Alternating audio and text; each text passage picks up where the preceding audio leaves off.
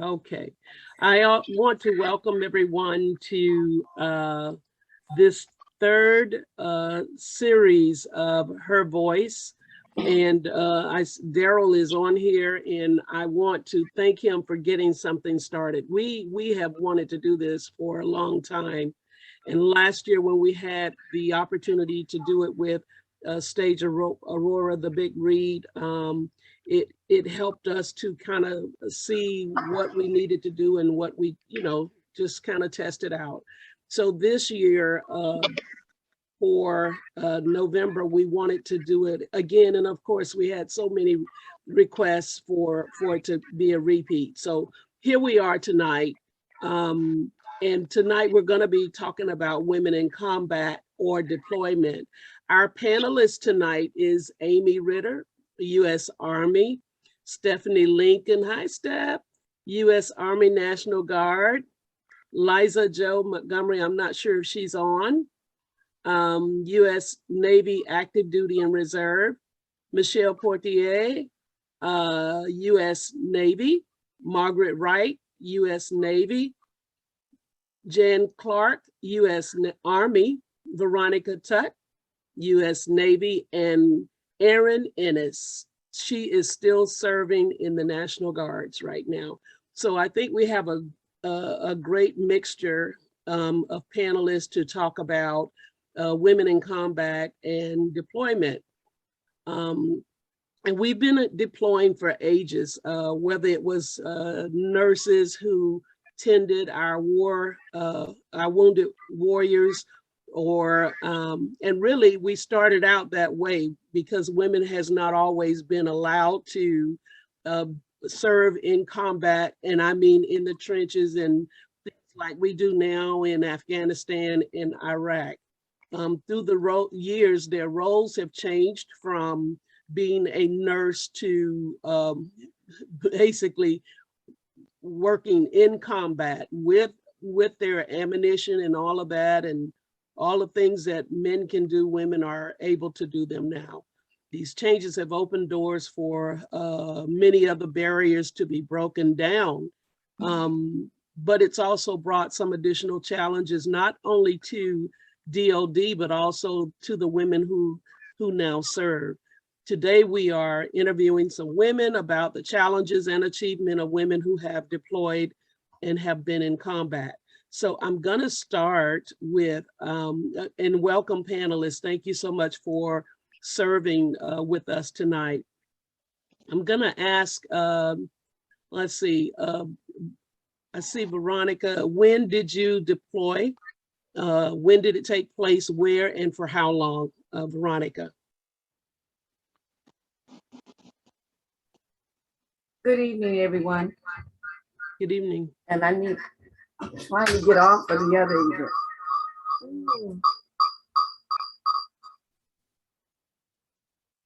I apologize. Okay, I was on the USS John F. Kennedy, and we were considered a training carrier, believe it or not, but we were not a training carrier. We were out and about a little bit of everywhere, and very, very interesting tour.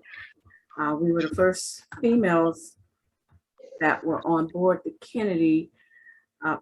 When did I get to the Kennedy? 95 to 98.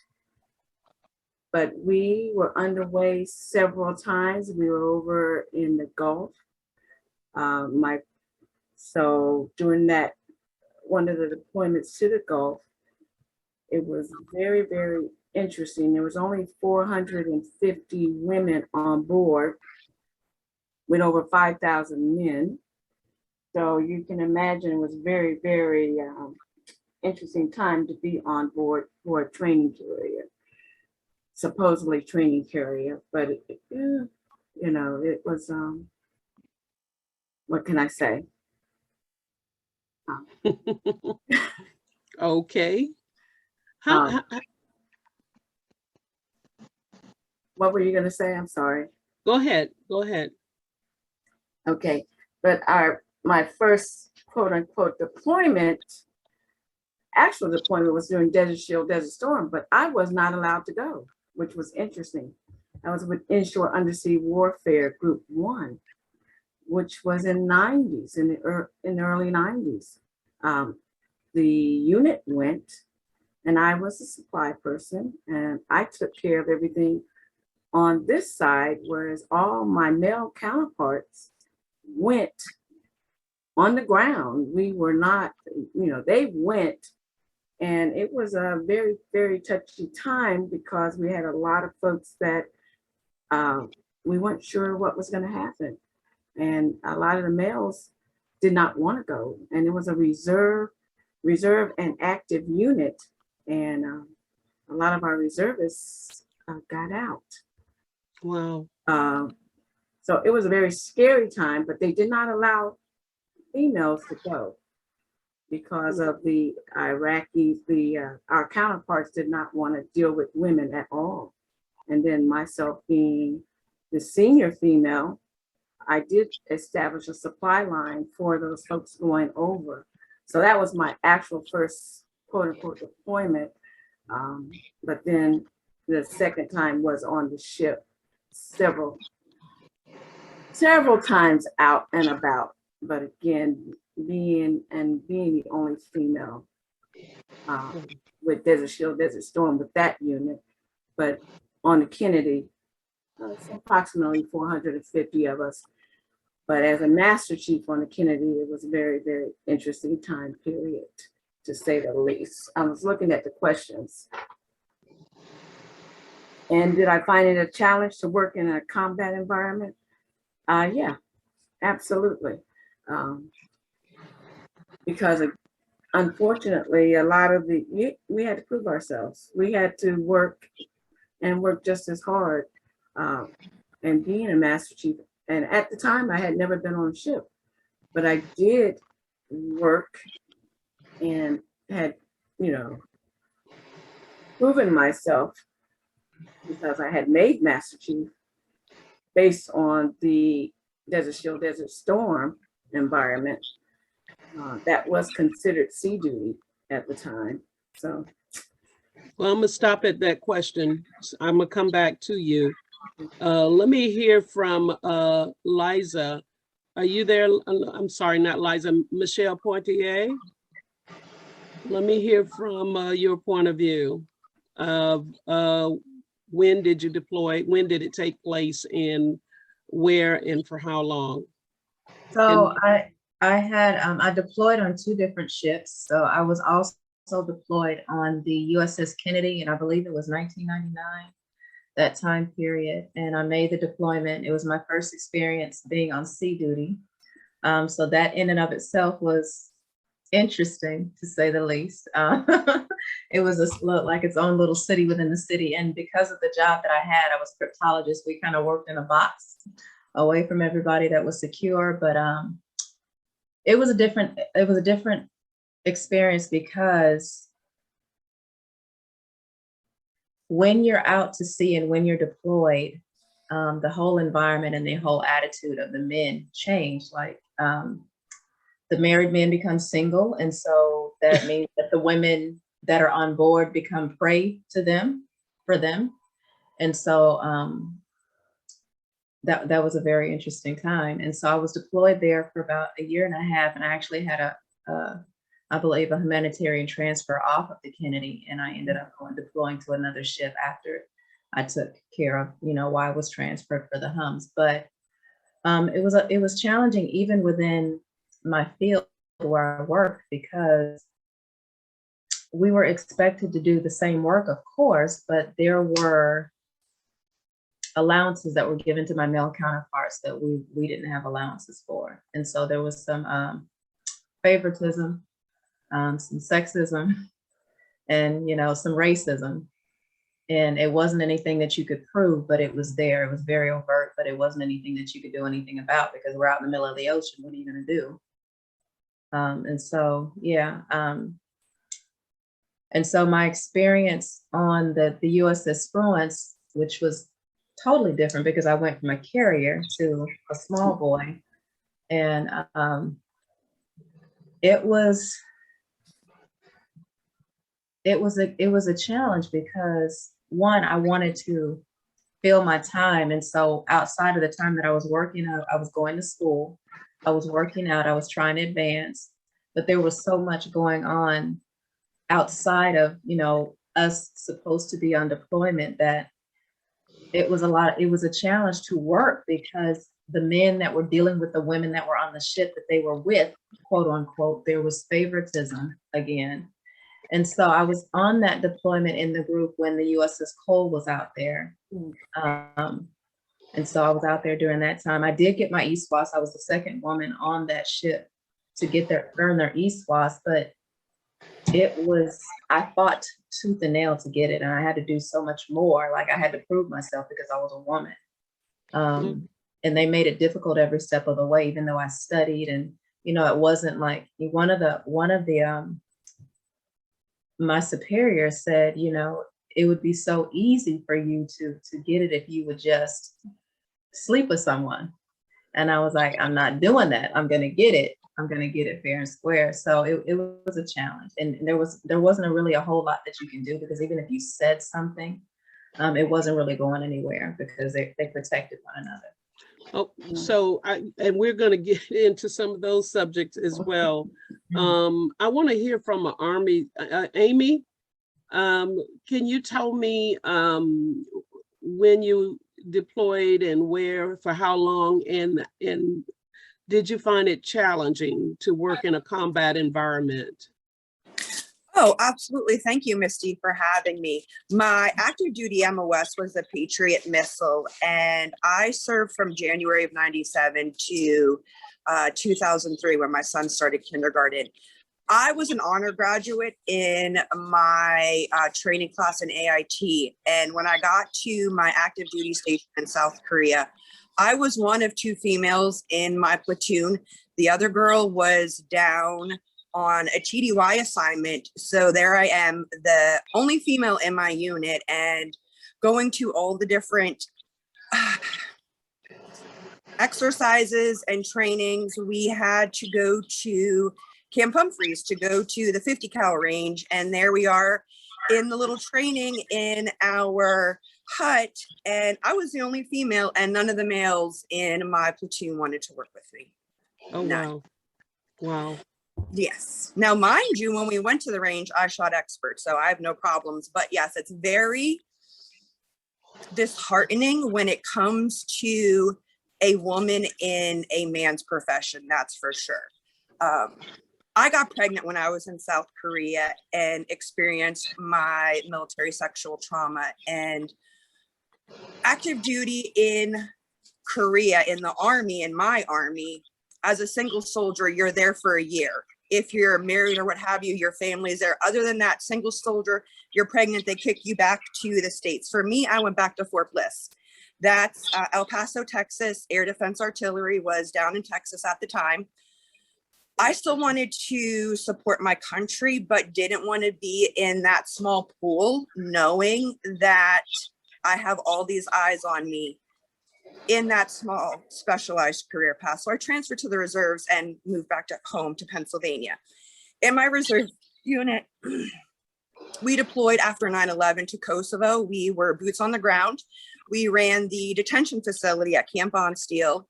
And then in 2003, we went to Kuwait and Iraq. Now, I'm a single parent and required a family care plan for my deployments. And my aunt and uncle, my dad's youngest brother, watched my son Braden for me for both deployments. When I transitioned out,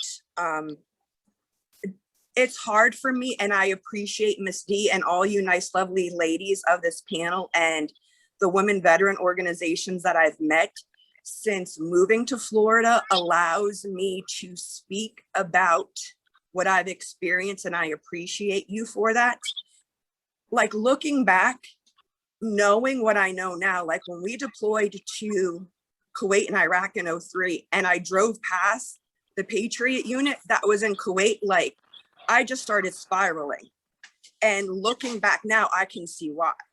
because I'm like, here I am trying to avoid them. I left them how many years ago and I see them again. So I appreciate you, Misty and Charlene, and all you other nice, lovely ladies on here. Thank you so much. If it wouldn't be for you giving me the opportunity to hear my voice and speak of my experiences, I appreciate you. Thank you so much. Thank you, Amy. I want to ask Erin if she is an advocate for women in combat and why. I'm not really for or against it. I would say that it definitely caused challenges. I was, inappropriately touched on occasion on both of my deployments. But when I went to Iraq, and they gave me a Gerber knife for possible defense from male encounters.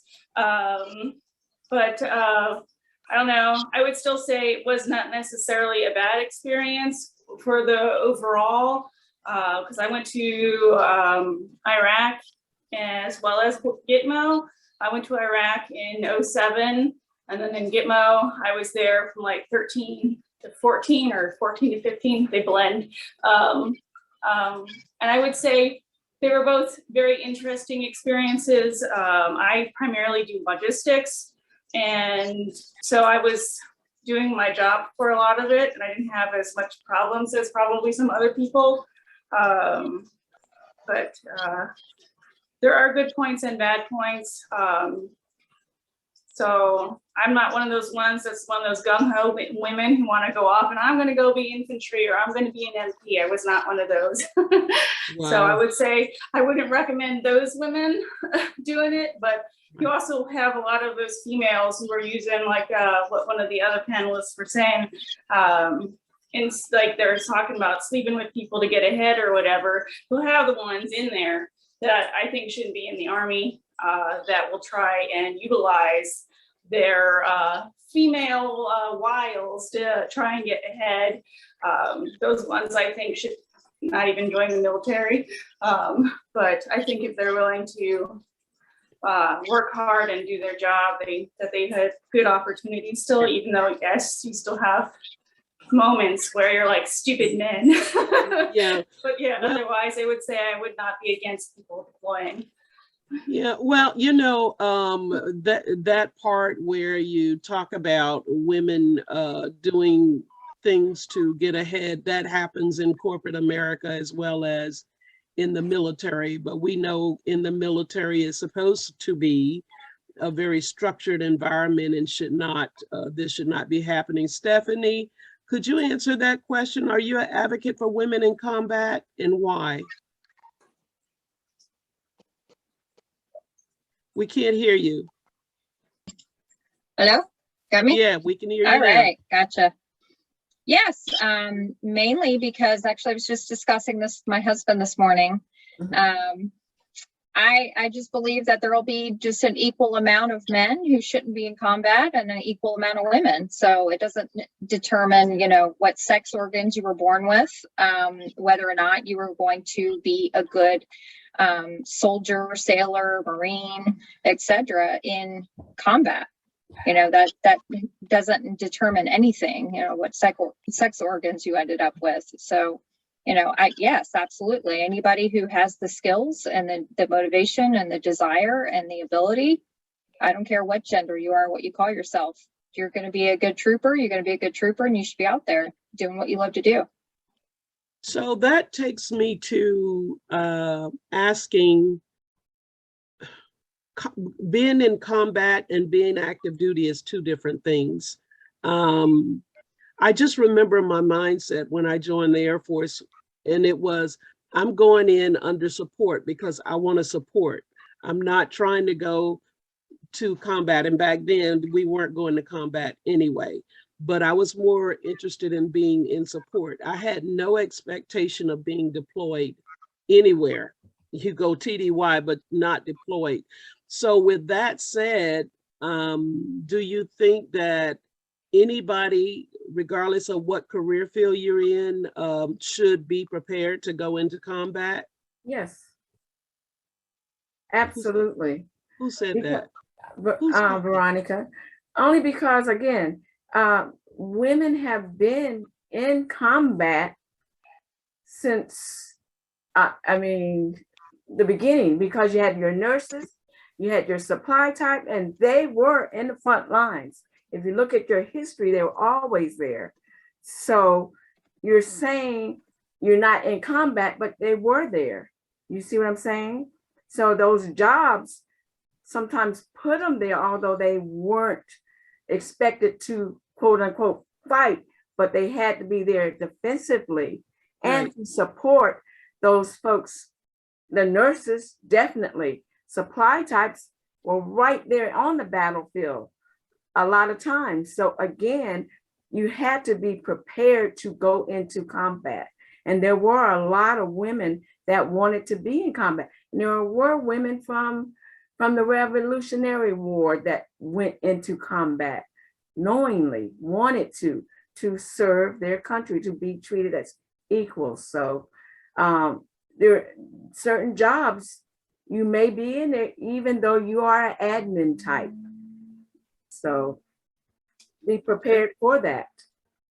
Okay, are there things that, and this is open to anyone to answer, Charlene, should there be things to consider when sending women to combat, such as family, physical health, what women need as opposed to male counterparts? Is there a difference? Well, we know we have unique needs. So how do we, and that anyone can answer that.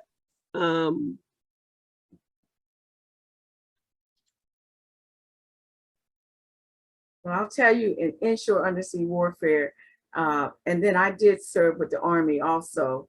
And you're out there in that tent and you dig a hole, you do what you have to do. You had your sanitary products and things like that. And it was very, very interesting. Yes, you did have to consider, yes, that women were different. And we would have our little section in the tents that, you know, you just didn't undress. You wore your clothes, you wore your battle clothes, and you slept in them, you know, and I think some of the men did the same thing. We had our own little section in the tents, and you had watches, you know, to make sure that you didn't have people creeping over into the other side. But we were out there in that field, and it was no joke.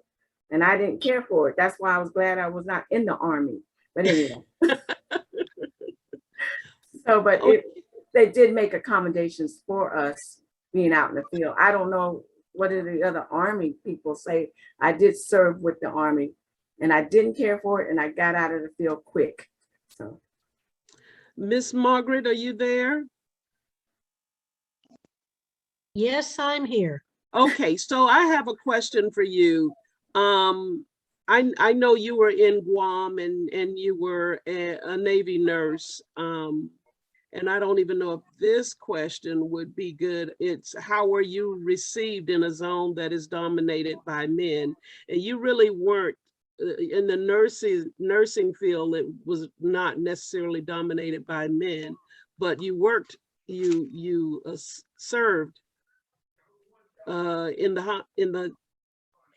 the time I came in 67, we were beginning to have male nurses come on board. And there was one by the name of Warren, and some of the male nurses, when I came in, I just assumed they'd always been in, but they had just started coming in 67. A lot of them had been in the Air Force and are enlisted, and then they became an RN and came in the service. So when I went to Guam, I had male nurses along with female nurses. But the one thing that that during that period of time, we did have Navy nurses in Da Nang, and I think we may have had some at Saigon. I don't remember that, except at the very beginning of the war. But we had the nurses on the Comfort and the Repose in the Bay of in the Philippine Sea that was, you know, right outside Vietnam. And then we had hospitals in Japan and in the Philippines and in Guam. We were all kind of in the theater. So what we were doing is we were getting, when the in-country people got injured, the most serious ones that were critical, they would keep till they stabilized them out.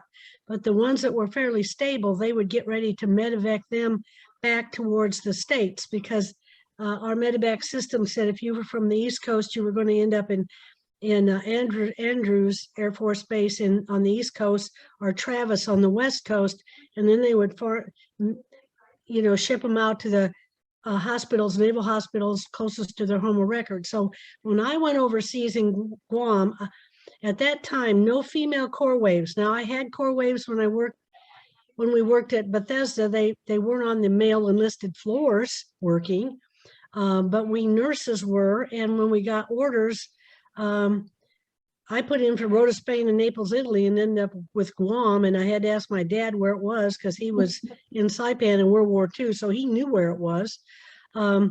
And it took me 12 hours to get there. I mean, we left in December on a great big purple Braniff out of Travis, and we got landed in Hawaii, spent about a couple hours in Hawaii after 4 hours, and then we spent 8 hours to get to Guam.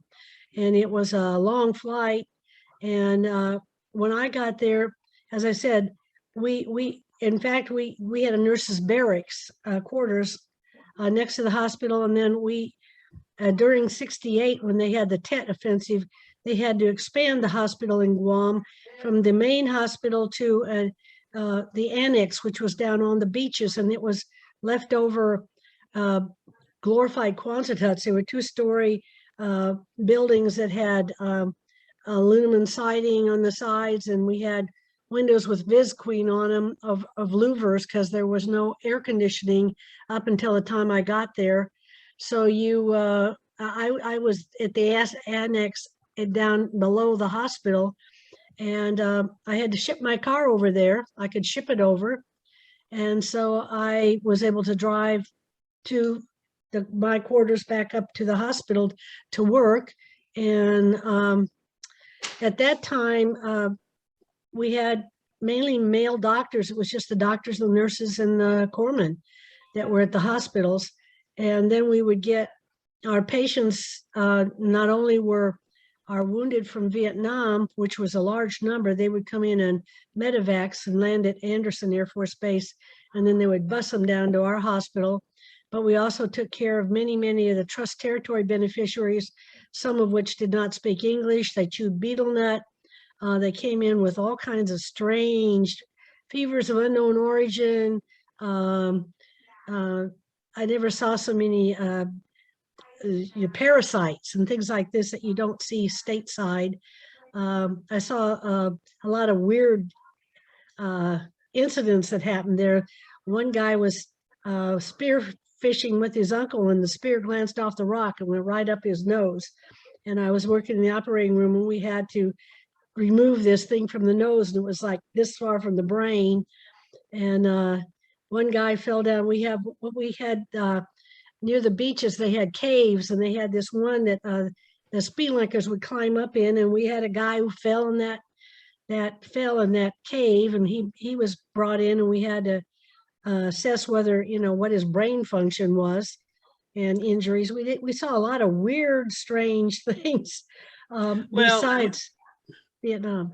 And it is a different perspective, because I think everybody else is post-Vietnam, and in the Vietnam era, many of you were working as nurse, so it would just be totally different. Maybe working in the hospital, because you still have to work with the doctors and other staff members, not necessarily in the trenches in Iraq or anything like that. Jan, how about you? You're so tiny on my screen. There you go.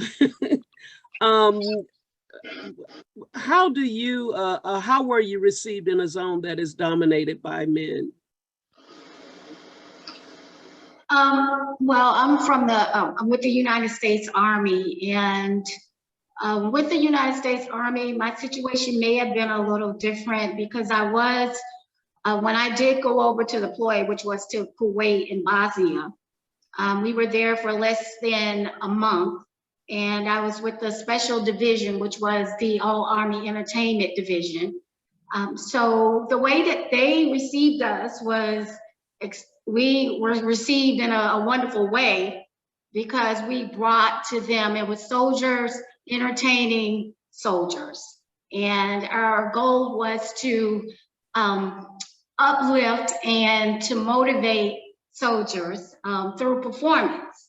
And so when we went over into that zone, which was Kuwait and Bosnia, they were happy to see us. So we were received very well. Jan, in your entertainment team, was it a good mixture of men and women? Yes, we had a total of 28 performers from all over the world that auditioned and were selected, and we had half and half of men and women, yes. Okay, so this is similar to Tops and Blues that we have in the Air Force. Correct. We would actually pass each other on the road or in the planes. Yeah. Exactly. Yes. Yeah. Okay. Okay. Yeah. That's a great place to be selected. I know the competition is tough, and we have, you know, people like Sinbad came out of Tops and Blues in the Air Force, and there's some other folks that have went on to have great careers, even yourself. So thank you for that. This question is really about how did combat really change you, if at all? Anybody can answer that question. We felt the emergency need. Hold up, Margaret. And the question is, did it change you? Did going into combat or into a combat zone, did it change you in any way? The way I feel like you got a greater sense of responsibility, and you know, you planned your time out better. You learn to work as a team.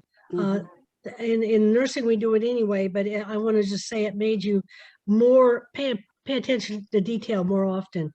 Don't skip things. I mean, you know, made us a little hypervigilant in that regard, which and for the guys could be PTSD kind of response, but for us, it just made us more conscious of our patients and the requirements and the doctor's orders. And if anything, I think it just made me also multitask a lot more than I could have if I hadn't had that. Well, awesome. Anybody else? I'd say for me, I can't sit still very well since I came back, essentially. When you are always having a task to do and you're always like, go, go, go the whole entire time. When I came back home, now I just can't just sit still. And like I used to like zone out to TV or whatever, I can't do that. And like she was saying, I multitask now. I can't just do one thing. And I feel anxious and anxiety if I'm just sitting and not doing anything. So I feel like I should be doing something because I just got so used to doing that while I was out there. That's pretty much. Okay. Somebody, Amy, who was that about to say something? That was me. I think for myself, I'm sorry, Amy, then I'll let you go. So I think for myself, it made me more hyper vigilant about my surroundings because of the things that I saw and experienced and heard, you know, especially in the field that I was in. And it made me more appreciative of my family and my friends at the time, the quality time that I got to spend with them when I wasn't on deployment because of, again, what I experienced and what I saw. So I'm just very hyper vigilant about everything. And more, I probably focus more on what could happen, even if it doesn't actually happen. Those of you who was, thank you, Michelle. Those of you who worked with other women in combat zones, was there a special camaraderie among the women where you were deployed? What was going on? Absolutely. Say that again? Absolutely, Misty. We had a little coffee club, the ladies in my reserve unit, when we were in Iraq. We were able to use paper towels as our coffee filters until we could get coffee filters for our coffee pot, and we'd order Dunkin' Donuts and Starbucks and Javalia and have all that shipped to us. So yeah, it was definitely quality time for us to be able to connect with each other. And I know for me in the reserves, there were single mothers, and then women that were mothers, military families that were both. So it was an opportunity to be able to connect. I was close friends with one married couple in my unit that had a daughter 2 months older than my son Braden at the time. So it was just a great opportunity to, oh, my kid's doing this back home, my kid's doing that back home. So it's just a great opportunity to be there and support each other. Awesome. Anybody else? Being the Navy Nurse Corps, we had the Navy Nurse Corps birthday party that we would have as a group. In Guam, we also had the top of the Mar, we had officers clubs, and you could go to Anderson Air Force Base and use their swimming pool or go to the beach. We had a lot of things that we also did as, like when I worked in the OR, our OR team had a party. We would do things like that. There was group parties to kind of share our, you know, let's say it this way, we weren't lonely. We had a group that we could, you know, vent with and have fun with off duty. Okay. Thank you, Margaret. I know many of you, or some of you, had children while you were, during the time that you were deployed. I know there had to be a family readiness plan put together. Did you find difficulty getting that together, or just finding someone? And I'll say this, I remember when I got to Naples, Italy, I worked for NATO, and I was a brand new single mother, meaning I was going through a divorce, and I had an 18-month, I had to tow to a new assignment by myself. Wasn't expecting that. But as soon as I got to Naples, there was a deployment that had, and that it wasn't really a deployment, we call it an exercise. And so we had to catch the bus out to the mountain, which took about 45 minutes, and then another 45 minutes to walk through the tunnel to the center of the mountain and get back. So it was really a 14 to 15-hour day for me. I didn't know anyone there. I knew no one. And so they wanted me to sign this paperwork to make sure that my son was going to be taken care of. And of course, I found it very, very difficult because I didn't know anyone. Luckily, for a short period of time, I was able to get someone in the church that I had just became part of to watch him for me during the time of those exercises. But it was a challenge because it wasn't something I had planned, but it happened, and you know, as DLD say, deal with it. Did anybody else have any kind of experience similar or at all? I had a challenge. Go ahead. Go ahead. I was blessed that I had my mother, although my ex and I hadn't gotten a divorce, but my mother was with me, my daughter, and she was my lifeline. She was there when I went to the ship through the 3 years that I served on the ship. And even when I was in San Diego with inshore undersea warfare, and my husband was on a ship, and I was with inshore undersea warfare. But and I was gone all the time. So I was blessed to have my mother right there. And hey, and I just kept going, and that was what helped me throughout. And I was blessed to have her with my career and everything else. So again, not really having to have a family plan ever, to be honest. So I was blessed on that part. It was Anybody else? it was a challenge because when on my first deployment on the Kennedy, I had 3 weeks from the time that we moved to Florida and before I deployed to find childcare. I was married at the time, for my husband to find a job, and then find childcare and all that. And so we did that within that short amount of time. But the childcare that we secured was it was the spouse of an active duty member. And so during that deployment, things broke down because the spouse of that active duty member, the spouse of the active duty member, who was the caregiver, the spouse was actually a pedophile. And so, you know, I had to come back because my daughter was violated. And so I lost all trust in I didn't want to deploy anymore, you know, and so it was a challenge because the command was not supportive of that when it was time to deploy again. And so it was a challenge finding, because neither one of us was in a position for me to have my mind focused on, you know, doing what I was called to do. And then the added challenge of trying to get them to take action because it was another service member and because of her age. And so it was a whole ordeal, and it was a big, the higher ups that got involved, it was just really challenging because they weren't as supportive or as sensitive as they could have been. And so I ended up, you know, getting the transfer so that I could be there to support the recovery process. Mine was real simple. You didn't have any kids. Otherwise, you were out of service. Well, back then, Margaret, they say that we didn't issue you one, so those came after. That's what they told the corpsmen. They said they weren't issued a wife, is what they were told.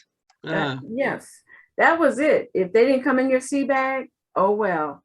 And for those that don't know, I came in 72 when I first came in, and I had a lot of issues, and again, dealing with a lot of stuff. So I was very, very blessed and worked through a lot of things with our counterparts, our male counterparts, and I'll still say this man's Navy. It is the man's Navy, but you know, you work hard and do what you need to do.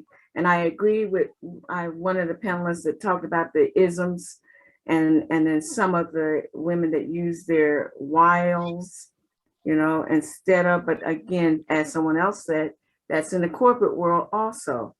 Because I worked at Northrop Grumman, and you might as well have been, you know, it was the exact same thing that in the Navy. I could have been Navy, Northrop Grumman, and had the same issues depending on which way you looked at it. So again, if you work, I believe, and I still believe, you work hard, it'll pay off in the end. And try to be there for those people that come after you. That's why I'm still on the base as a volunteer, and try to work and help those young people behind you. And I really feel for, you know, there's a lot of things that have happened and that has changed in the Navy, in all services. But like 72, they didn't come in your sea bag, and you got pregnant, you had to get out, period. And when I was on the ship as a master chief, I did have a young person that, you know, got pregnant, but she was able to transfer, have the baby, then come back in, and had a very successful career. But again, having a mentor, having someone and finding someone to help her through that. Whereas when I was that second class, it wasn't there for me. So those of us that have been there need to go back and pull some of those folks and show them what they need to do. And that's what I try to do. Unfortunately, a lot of people, you know, don't want to listen too. We've got sailors and airmen and all that don't want to listen too. the Gen X, what are they? Gen Z Gen now. Z. Yeah, so. This is true. So what would, let's see, Stephanie, what would you tell young women who will be joining the military in the future? And wait, before you answer that, Stephanie, because let's see, what did you do? I think you were, let's see, National Guard. So you responded, you probably was deployed, but also responded to civilian emergencies as well. So that's kind of a different perspective, but I think it's definitely much more current as far as, you know, any women who are considering joining the military now, no matter what branch, because even if you're active duty or you're National Guard or your reserve, you may end up doing stateside or in-country types of deployments, like the border protection, national security, riot control, property protection for civil unrest areas. So we see the deployments for COVID inoculations and testing sites. So just because you join, you know, the military now, that doesn't mean you're only deploying overseas, or if you're in the Guard, you're only going to do stateside stuff. I think it's become such a mixed bag. It doesn't really which branch you join at this point. You may end up doing both. So that does change your perspective on, you know, everything from, you know, family readiness plans, because if you happen to be in the hurricane zone and your family's in the hurricane zone, but you've got to deploy with your unit and be there, you know, at 0700 with your stuff ready to go, you are going to be worried about your family's safety and how they're going to get out of harm's way as well, because they've got to evacuate for a hurricane. Mm-hmm. So you have all of these kind of confounding issues, you know, with riot control. If you live in that area of civil unrest, you want to be with your family and protect them, but then you also get called up because you've got to be a part of that response. So it's a really interesting perspective, because you know, when you deploy overseas, your family is really not involved. They're just kind of, you know, stateside, kind of dealing with you not being there. But you know, in this modern day and age, your family could actually be in harm's way, and you've got to get going because you just got deployment orders. Right. So this is kind of the new normal for anyone joining the military right now, and it should be considered. I do have a little comment though. I worked at NAS Jax from 93 until 05, and when we had some hurricanes, I got to stay at the hospital, whether I wanted to or not. As civilian DOD employee or not. I worked on psych and mental health, and if they didn't have staff and we couldn't cross the Buckman Bridge, I was there. Well, you know, one of the things that we found when we do what we call traveling stories, where we go talk to children about women in the military, and one of the things we found was kids really didn't know you know, that as women in the military, we still take off our uniform and go in the kitchen and cook, and we take the kids to football and soccer practice, and you know, go to games and all of these things that normal mothers do. Whatever they had in their head about us, you know, it's just different. So when we're talking to young women who want to be joining the military, what do we tell them? Because in their head, they're already thinking, you know, just someone in camouflage or whatever the new word is for that. And that's it. And that's not necessarily true. We still go to work and come home. Anybody comment on that? I have a girlfriend back in Pennsylvania that posts on social media, and her daughter joined the Air Force ROTC at the rival high school I went to. I went to Allen. She goes to Deerfield. And Jen, her daughter's name is Faith. She's posted, oh, Faith wants to live in Florida now. It's all nice and warm. I'm like, well, she was talking about joining the Air Force, Jen. So you can let her know, depending on how she serves, she could get free property taxes in her state. And I know in the state of Florida, she can get them waived. So go ahead. I'm here for her. Any questions? Like, look at the long term of what you can get from your military career, not so much the short term as well. Interesting. Anybody else? I mentioned it earlier. I'm a federal technician, and if I hadn't joined the National Guard, I would not have had the long-term career with good benefits and 401ks and stuff that I have right now. So I highly recommend it for most people to join, male or female at this point, just because it's a good career. It's got good solid future behind it. So awesome. Anybody else? I agree, male or female. And there's a lot of single fathers out there now that are taking care of their young people, doing just as well. And they have the same issues that some of us as females, you know, single parents. So great career, no student loans, or if they have student loans, guess what? So many years they're paid off. You know, there's a lot of benefits to be had to be in the military, male or female. So I totally agree. Well, someone else was going to say something. I agree. Along those same lines, I would say, you know, to tell them that when they join with a plan, have a plan of action, you know, what, not just short term, but long term, what they're looking to get out of the military and what they're looking to do as far as service. And just have a plan. And if that plan includes, you know, having a family at some point, having some idea of what that's going to look like.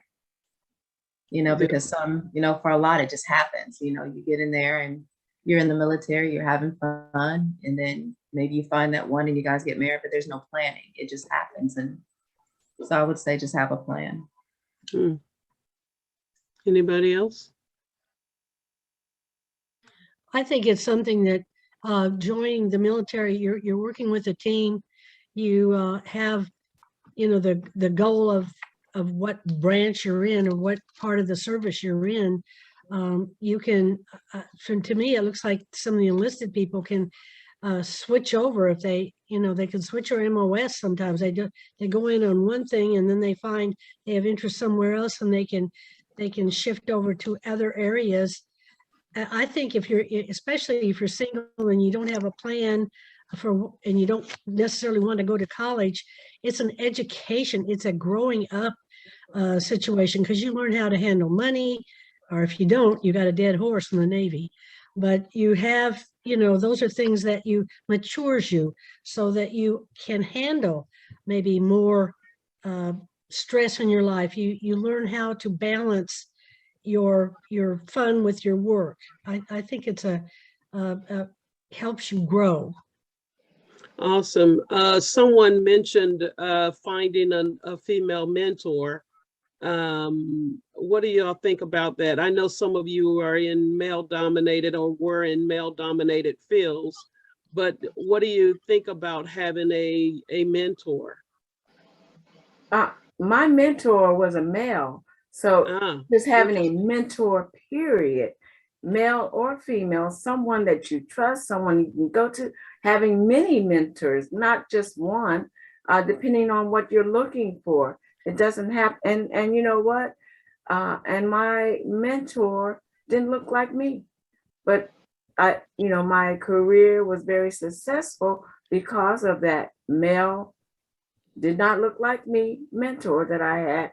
And then I did get other mentors along the way, but unfortunately there wasn't that many that looked like me senior, but then there were some junior folks that helped me along the way too, especially on that ship. I went to those babies that had been on the ship, because when I went to the ship, I went to the ship as a master chief and didn't know nothing, to be honest.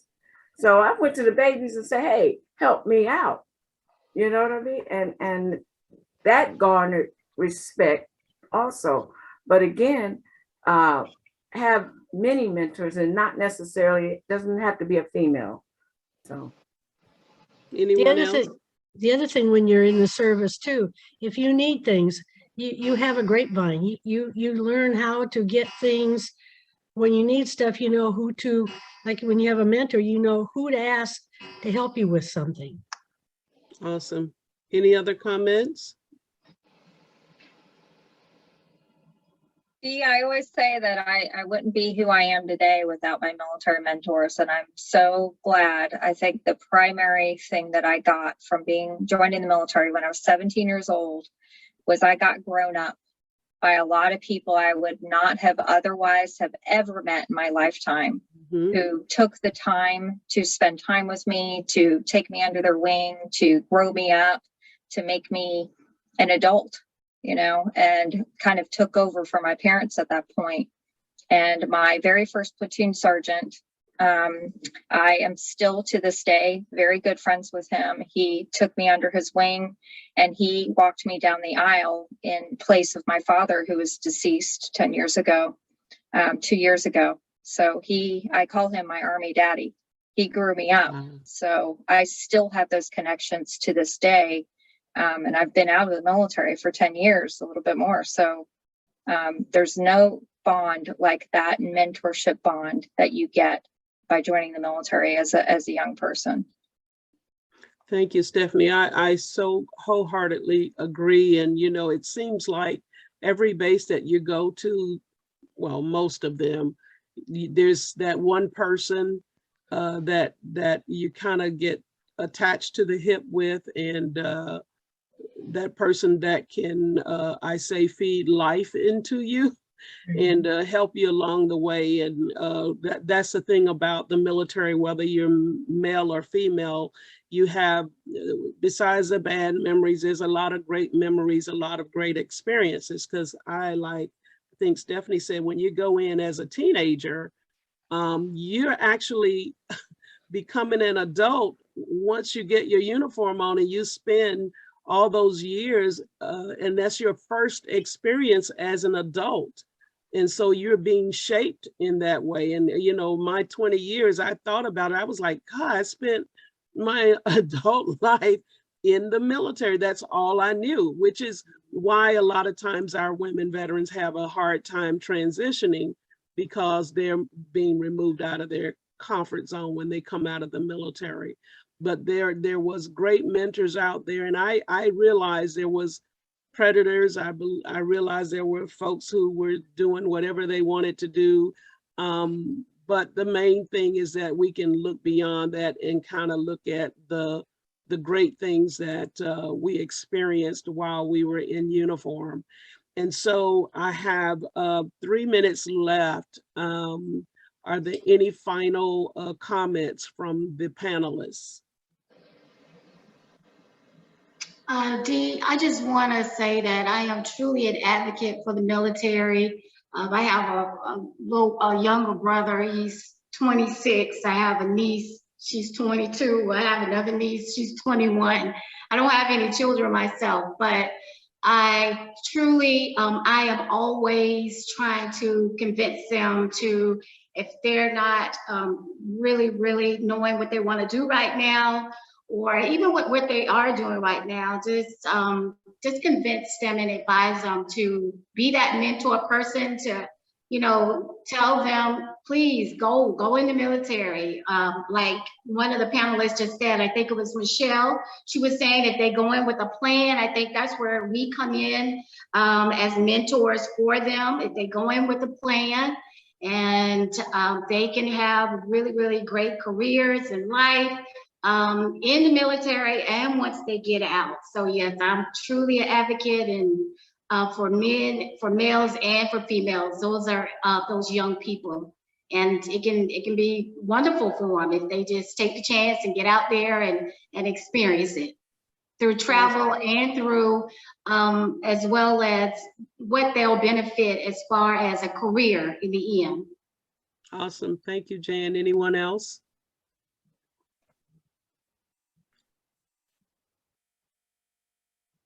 No? Y'all ready to eat dinner, huh? I apologize. I have another meeting, so I am. Yes. I was on two different things. A Delta, we're finishing up our convention, so. Yeah, thank you so much for joining us and taking, I know everybody's time on here is precious. And so we really appreciated, and we're very grateful that you took the time out, not only as panelists, but as those who are listening in on this conversation. I hope that the conversation has shed some light on the life and experience of women veterans. This is actually our last series in a 3-part series for this month, and we probably, I don't know, if not June, we'll be back in November to do this again with some different subject matter. So again, thank you all so very much. Thank you, Charlene, for putting this together, and please have a blessed night. And enjoy your Thanksgiving holidays as well. Be safe, please. You Happy too. Thanksgiving to everyone, and thank you so much, Miss Charlene and Miss Dee, for spearheading this. And you guys have a wonderful holiday season. Thank you. Yes. Thank you all. Thank you, Dee. Thanks, Thank you, Charlene. Charlene. Thank you. Thank you all. Thank you all. Good night. Bye.